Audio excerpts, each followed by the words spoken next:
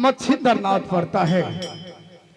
जिस समय मेरा गुरु का 100 चेला था, उस समय मैं थोड़ा पीछे बनकर चला गया। मेरा गुरु कहा, बेटा गोरखनाथ, तुम आज लेट करके आया है, इसीलिए तुम्हारा एक कठिन काम करना पड़ेगा। मैंने गुरु को बोला, हे गुरुनाथ, मेरे लिए आपका क्या आज्ञा है? मेरा गुरु मच्छिंद्रनाथ ने बोला, बेटा, मैंने 100 चेला को मुरा, सबको सब कामयाब हुआ, लेकिन राज दक्षिण शहर में एक ही राजा है और एक रानी है, और दोनों का न बेटा होता है न बेटी होता है। मेरा गुरुनाथ ने बोला, तुम जाओ उसका पास, तुम अपना शक्ति से बेटा नहीं तो बेटी देना, और उसको बेटा को तो अपना चेला बना के दुनिया संसार में तुम ज्ञान देना, दुनिया संसार में बुलाना। मैंने परम को ठान लिया। मैंने बोला, ठीक है गुरुनाथ, मैं आपको आज्ञा को पालन अवश्य कर सकता हूं। लिखा गया, लकीरी जल कोयला भय, कोयला जल भय राख, ये मानुष तन पापी ऐसा जला, न कोयला भय ना राख। जिस दिनों से मैंने बेटा बिरजू कुमार को अपना शरण में लिया हूं, अपना चेला माना, उस दिनों से दुनिया भटक रहा है सतनाम सतनाम को नारा लगाते हुए। कभी भटकता है, कभी रोता है, कभी गिरता है, कभी पड़ता है। उसको माता भी कभी कभी रोने लगता है, उसको ब्याही पत्नी रोने लगता है, बहन भी रोने लगता है, लेकिन क्या करे, विधना को लिखा हुआ देन है, तो इसे कोई नहीं काट सकता। तो मैं कौन होता हूं काटने वाला? मैं तो अपना गुरु से आज्ञा लिया था, उसको ज्ञान दे दूं, ज्ञान दे के दुनिया संसार में सतनाम को नाम को रट रट के नारा लगाओ, ताकि घर घर में सतनाम को नाम रटन करे। मैं अभी मेरा चेला बिरजू कुमार को 101 राज में भेजा, और अभी देख रहा हूं वो किधर है, किधर से भटक रहा है। मैं थोड़ा देर अपना कुटिया को विराम लेता हूं, मैं देखता हूं ये किधर गया है, मैं थोड़ा बैठता हूं।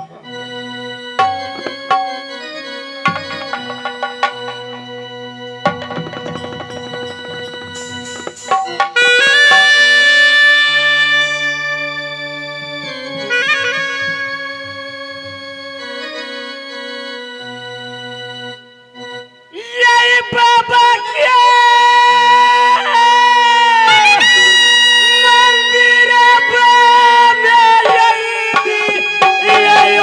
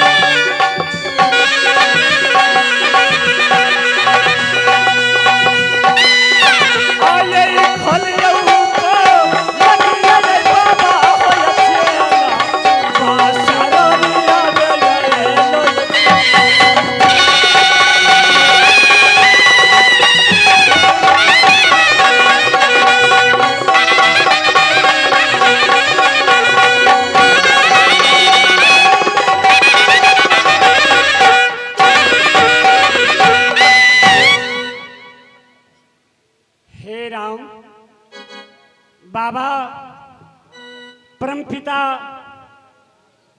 परमात्मा शिव के भक्ति में हे राम इस समय या बाबा मंदिर में नाराज छथिन या बाबा की ध्यान को ना तुम हे राम बाबा की सेवा कराओ परमपिता शिव की भक्ति या परमात्मा की भक्ति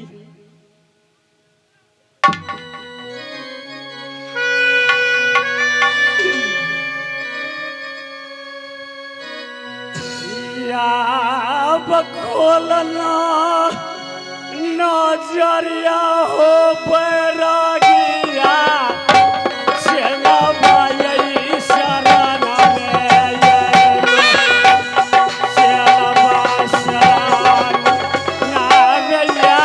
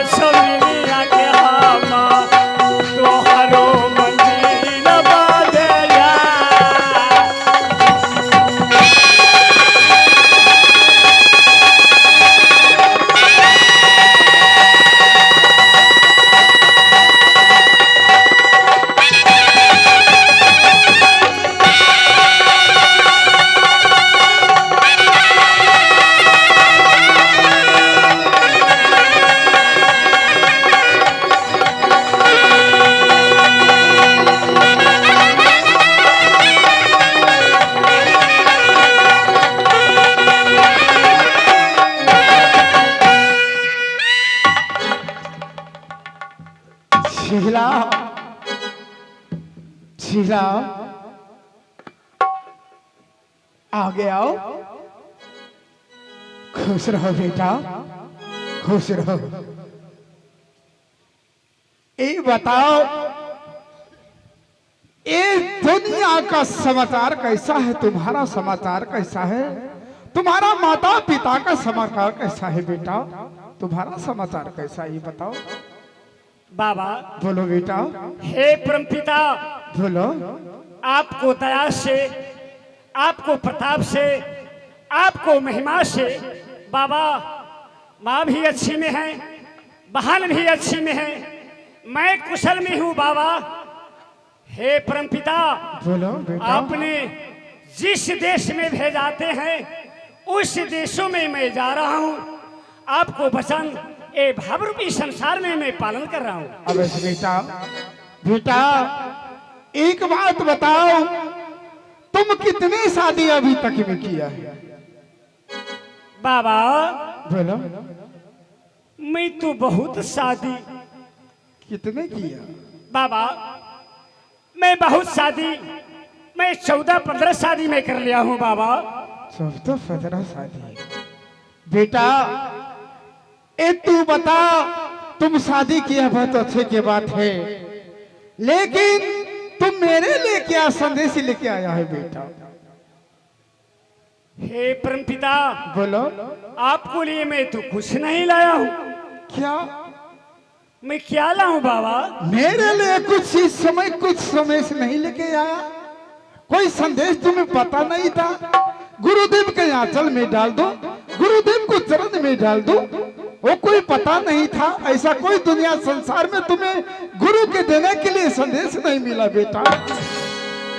हे परमपिता, बोलो।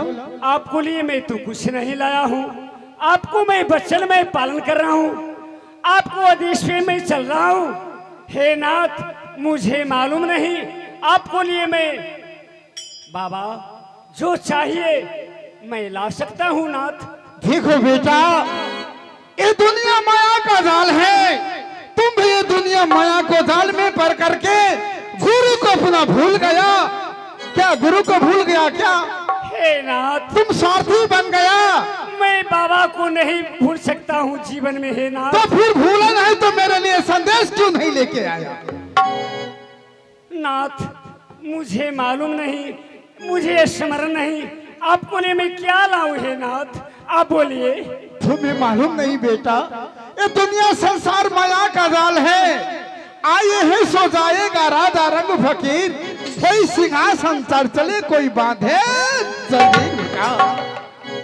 हे परमात्मा, हाँ, आप ही ने मंदिर में और हमेशा ज्ञान देते हैं नाथ। चेला, ये माया का दुनिया है, हाँ बेटा। जो आए है सो जाएगा। राजा रंग फकीर, एक सिंहासन चढ़ चले, एक बांध है जंजीर। अब ऐसे हे बेटा। नाथ, हे परमपिता, मैं आपको लिए मैं कुछ नहीं लाया हूँ, क्या लाऊं? तो सुनो बेटा, जब मेरे लिए संदेश लेके नहीं आया तो मैं तुम्हें बताता हूँ, वो संदेश पहले वादा करो तुम मुझको देगा कि नहीं देगा? बाबा, बोलो। आपको लिए मैं ये प्राण मैं दे सकता हूँ बाबा। क्यों नहीं बेटा? लिखा गया, साधु भूखा भाव का धन का न होई, दो साधु धन का है कभी साधु न होई। बेटा तुम सुनो, जरा कान खोल के सुनो। सुबह में 4 पाव का जीव, दोपहर में 3 पाव का जीव, सांझ में 4 पाव का जीव। समझ गया ना? समझा ना? और नाग बलि का फूल, रक्त चंदन का पेड़, नरक का कूद, इतने समान तुझे हमको देना पड़ेगा बेटा।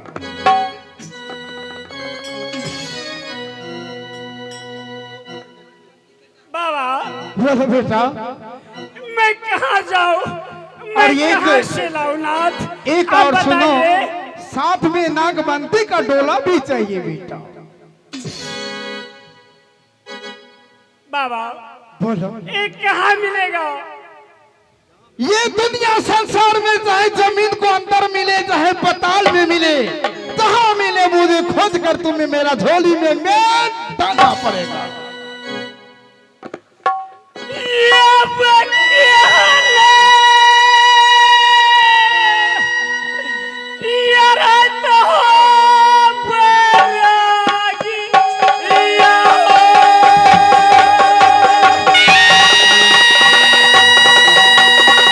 माया के जाल में फंसा हुआ है बेटा।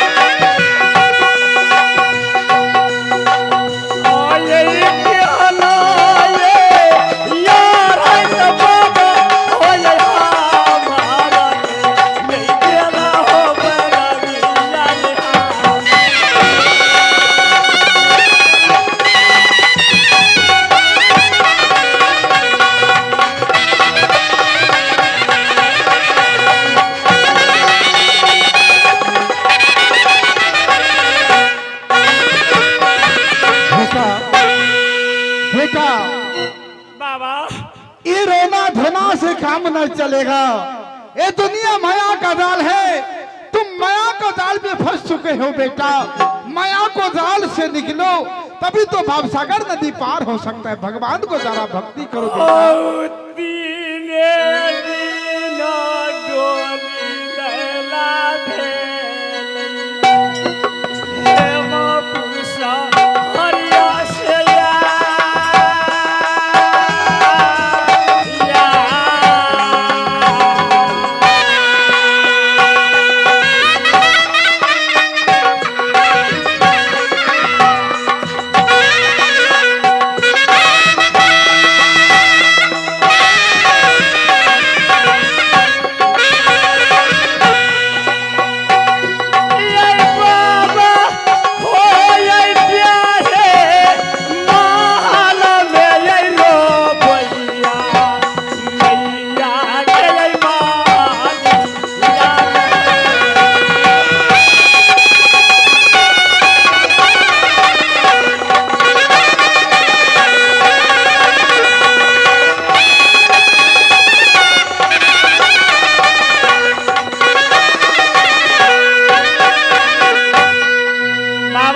बेटा हे ईश्वर, आपको लिए सुबह में 4 पांव का जीव होना चाहिए, अवश्य बेटा, दोपहर में 2 पांव का जीव, अवश्य 3 पहर में 3 पांव का जीव, अवश्य रकत चंदन का पेड़, अवश्य नरक का कुंड, अवश्य नागबेली का फूल, ठीक है। सती नागवंती की डोली। बाबा बोलो। मैं जा रहा हूँ। ये संसार में जब तक आपको संदेश नहीं मिले तब तक मैं आपको शरण में नहीं आऊंगा, ना माँ की महल में जाऊंगा। बाबा मैं जा रहा हूँ। हे ठीक है नाथ, बेटा, बहुत खुशी का बात है। ये जब तक संदेश नहीं मिला तब तक मेरा सामने आना नहीं। बाबा और एक बात और है, बोलिए। जिस दिनों से मैंने तुझे ये चंदन का करताल, भस्म का झोरा, ये महोदय बोसरी दिया है, जिस दिनों से तुमको कुछ हुआ ये पहली बताओ। बाबा बोलो। आपको प्रताप से मैं खुश नहीं हुआ। बाबा तो वही नाथ, ये बांसुरी में क्या गुण है? ये बांसुरी में गुण है, जब कोई संकट पड़े, कोई राजा रजवाड़ा तुमको साथ में विनंत करे, तो मेरा नाम से 2 शब्द को भजन गा लेना, मैं वहां प्रकट हो जाऊंगा। धन्येश्वर। बाबा ये झोली काहे के लिए है? बाबा भस्म का झोली। ये भस्म का झोली है, एक कहीं से भिखासन करके आता है, जोगी महात्मा विसाधन करके रखता है, तो इसमें डालता है, तो ये भस्म होता है। बाबा बोलो। ये चंदन का करताल में क्या गुण है? ये चंदन का करताल में ये गुण है, भगवान के भक्ति करो, सीताराम सीतार कमर उसमें बेड़ा पार हो सकता। धन है परमपिता, आप जाइए, मैं जा रहा हूँ। ठीक है, मैं जा रहा हूँ। बाबा बोलो बेटा। एक नजर से मेरी बूढ़ी माँ को आप देखते रहेगा। ठीक है। ये यबली नारी महल में है। बाबा बोलो बेटा। अबली बहन या छोट बहन है। बाबा आप देखते रहिएगा। बाबा ठीक है, उसको जिम्मेवारी तुम चिंता छोड़ दो बेटा। सत्य को राह पे चलने वालों को राधा हरिचंद को कैसे झांसा हुआ मालूम है? घर परिवार, बेटा को संपत्ति भी गया, बेटा भी गया, अपना भी गया, और डोम घर में नौकरी रहने लगा। सत्य को चलने वाले को बहुत दिक्कत होता है बेटा, ये पहले समझ लो। हे राम, मैं बाबा की बेगार में मैं जा रहा हूँ। हमारे परम पिता जो आवाज लगाए, आवाज को पूरा करना है। श्री कृष्ण गोविंदा हरे मुरारी, हे नाथ नारायण वासुदेवा।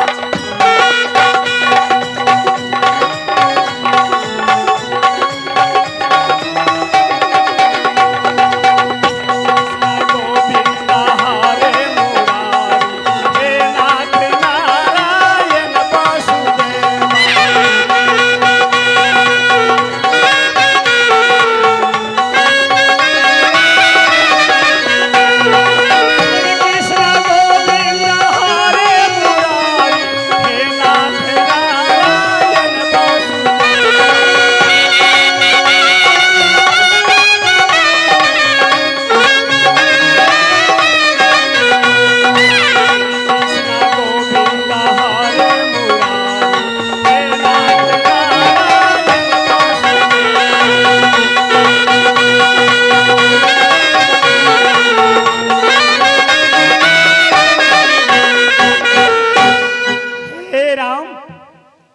मैं कहाँ जाऊं, किस ओर में जाऊं, मैं किस नगर में जाऊं। मैं जा रहा हूं, जब तक हमारे गुरुदेव की समान ये संसार में नहीं मिलेगा तब तक मैं बाबा को मंदिर में नहीं आऊंगा, नहीं आऊंगा।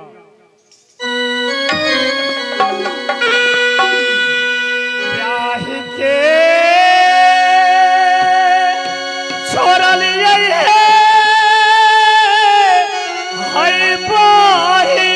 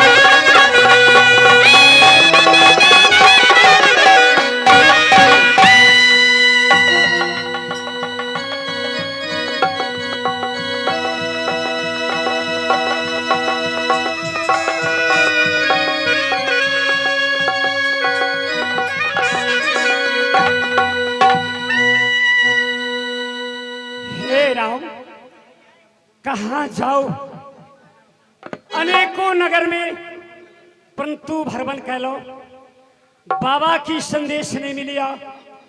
कहाँ जाओ, एक नगर एक बस्ती दिखा रहा है, जाई में 12 बीघा की बगीचा दिखाई पड़िया, परंतु रंग बिरंग की कली खिलल है, अनेकों रंग की फल दिखाई पड़िया। हे राम, आई बगीचा के रोशनी या नेत्र में या रहल आई बगीचा में जा रही छी, यदि कौन देश या कौन नगर स्मरण नहीं बगीचा में प्रवेश करब, एक फूल पर नजर पड़ या नेत्र की या रोशनी की डाउन करिया। हे राम, बगीचा में प्रवेश करो।